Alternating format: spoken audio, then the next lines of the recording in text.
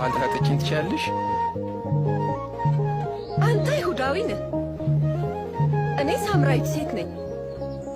ውሃ ጠጪኝ ብለህ እንዴት ትጠይቀኛለህ? የእግዚአብሔርን ስጦታና ውሃ ጠጪኝ የሚልሽ ማን እንደሆነ ብታውቂ ኖሮ አንቺ ትጠይቂው ነበር፣ እርሱም የሕይወትን ውሃ ይሰጥሽ ነበር። ጌታዬ፣ ጉድጓዱ ጥልቅ ነው፣ ውሃ የምትቀዳበትም የለህም። ታዲያ ውሃውን ከየት ታመጣለህ? ይህን ጉድጓድ የሰጠን አባታችን ያዕቆብ ነው። እርሱ የእርሱ ልጆችና መንጋው ሁሉ ከዚህ ጠጡ። መቼም ከያዕቆብ እበልጣለሁ አትልም። ትበልጣለህን? ከዚህ ውሃ የሚጠጣ ሁሉ ደግሞ መጠማቱ አይቀርም። እኔ ከምሰጠው ውሃ የሚጠጣ ግን ሁለተኛ አይጠማም። እኔ የምሰጣቸው ውሃ ከውስጣቸው ለዘላለም የሚመነጭ የሕይወት ውሃ ምንጭ ይሆናል። ጌታዬ፣ ይህን ውሃ ስጠኝ፣ ከዚያም ሁለተኛ አልጠማም። ውሃ ለመቅዳትም ወደዚህ መምጣት አያስፈልገኝም። ልጅና ባልሽን ጥሪ፣ ተመልሰሽም ነይ። እኔ ባል የለኝም። ባል የለኝም በማለትሽ እውነቱን ተናገርሽ። 5 ባሎች ነበሩሽ። አሁን ካንቺ ጋር ያለው ባልሽ አይደለም። እውነቱን ነግረሽኛል።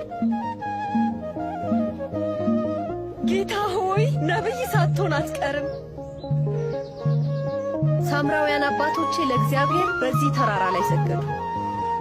እናንተ አይሁዳውያን እግዚአብሔርን እናመልክ የሚገባን በኢየሩሳሌም ነው ትላላችሁ።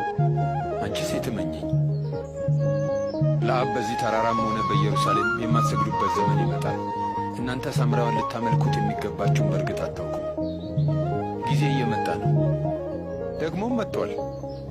ሰዎች አብ የሚወደውን ንጹሑን አምልኮ በመንፈስ ቅዱስ ኃይል እየሰዉ እግዚአብሔርን የሚያመልኩበት ጊዜ መጥቷል።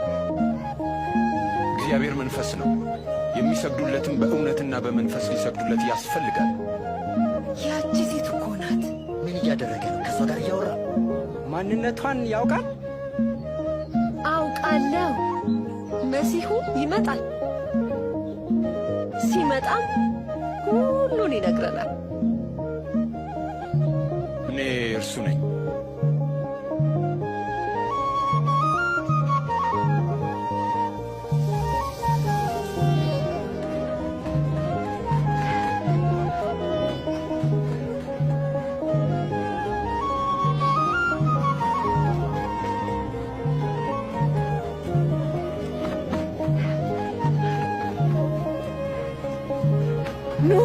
ኑና የሠራሁትን ሁሉ የነገረኝን ሰው እዩት።